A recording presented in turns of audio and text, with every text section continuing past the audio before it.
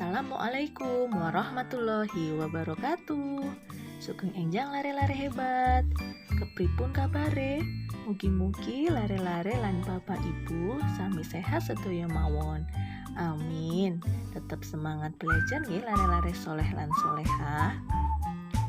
Dinten niki bocah-bocah badhe sinau basa Jawa piwulang setunggal bab perangane awak. Sederenge pelajaran diwiwiti, monggo sareng-sareng maos donga. Bismillahirrahmanirrahim. Raditu billahi robba wa bil islami dina wa bi Muhammadin nabiyya wa rasula. Rabbi zidni ilma warzuqni fahma. Amin. Nah, lare-lare perangane awak artine anggota tubuh. Nah, apa wae anggota tubuh?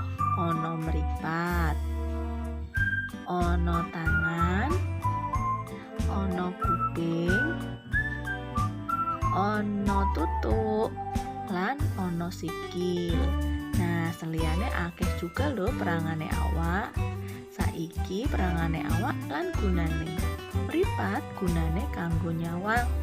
Yen irung gunane kanggo ambekan.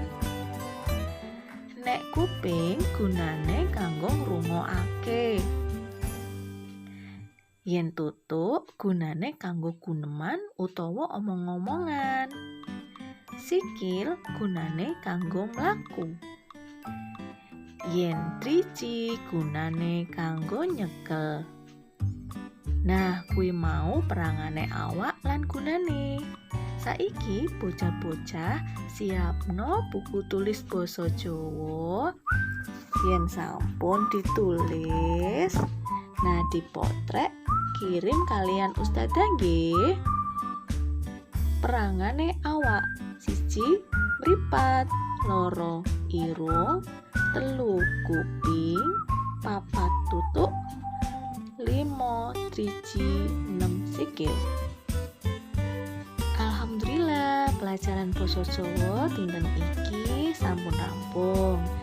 Nah, semoga lare-lare selalu sehat nggih. Wassalamualaikum warahmatullahi wabarakatuh.